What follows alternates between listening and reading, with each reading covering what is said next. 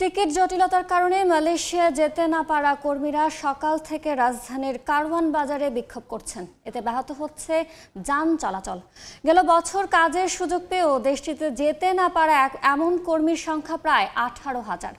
দীর্ঘদিন বন্ধের পর মালয়েশিয়ার শ্রমবাজারের পথ খুলে 2022 সালের অগস্টে।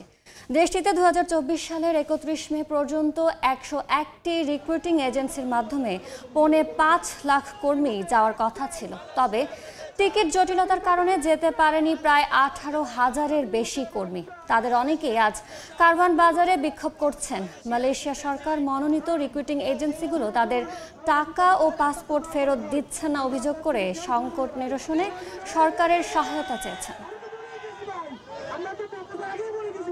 রাজধানীর কারওয়ান বাজার মোড় থেকে বিক্ষোভকারী মালয়েশিয়া যেতে না পারা কর্মীদের সরিয়ে দিচ্ছে পুলিশ। এই মুহূর্তে সেখানে আছেন রিপোর্টার চন্দ্রিমা চৌধুরী। সরাসরি যাচ্ছি তার কাছে। সকাল থেকে কিন্তু মালয়েশিয়ার কর্মীরা এই কারওয়ান বাজার তাদের ভিসা হওয়ার পর যেতে না পারার দাবিতে অবস্থান করছিলেন। কিন্তু এই মুহূর্তে আপনাদের একটু দেখাতে চাই যে পুলিশ কিন্তু এক দফায় তাদের সাথে আলাপ করেছিলেন এবং বোঝানোর পরে তারা এখন কিন্তু তাদেরকে তাদের এই অবস্থান কর্মসূচি থেকে সরিয়ে দিয়েছে এবং ট্রাফিক একেবারে নিয়ন্ত্রণে নিয়ে নিয়েছে।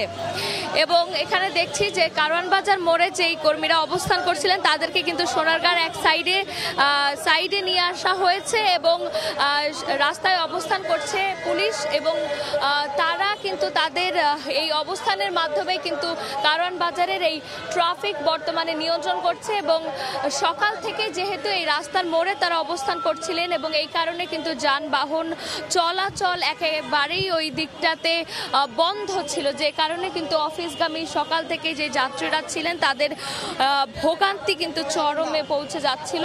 কিন্তু এই বেলা গড়ার সাথে সাথে যেহেতু এইখানে কারওয়ান বাজার একটি ব্যস্ত এরিয়া, এখানে আরও যানজটের পরিমাণ বাড়ে, তাই এখানে কিন্তু তেজগাঁয়ের ভারপ্রাপ্ত ওসি কিন্তু তাদের সাথে এসে আলোচনা করেছে এবং আলোচনার মাধ্যমে কিন্তু তাদের কর্মসূচি সংক্ষিপ্ত করার কথা বলেছিল। কিন্তু তারপরেও যেহেতু তারা তাদের কর্মসূচি চালিয়ে যাচ্ছিল, এরপরে কিন্তু আমরা দেখতে পেয়েছি যে পুলিশ কিন্তু তাদেরকে কিছুটা বল প্রয়োগের মাধ্যমে কিন্তু তাদের ওই অবস্থান থেকে তাদেরকে সরিয়ে এনেছে এবং এই মুহূর্তে কিন্তু আমরা দেখছি যে পুলিশের সাথে কিন্তু তাদের দফায় দফায় আলোচনা চলছে এবং পুলিশ কিন্তু তাদেরকে নিয়ন্ত্রণের চারপাশেই রয়েছে এবং তারা যেটি জানাচ্ছিলেন যে তারা তাদের দাবি নিশ্চিত না হওয়া পর্যন্ত কিন্তু তারা তাদের এই আন্দোলন কর্মসূচি চালিয়ে যাবে। একই সাথে পুলিশ যেটা জানাচ্ছিলেন যে তাদের এই কর্মসূচি তারা রাস্তায় জানা না দিয়ে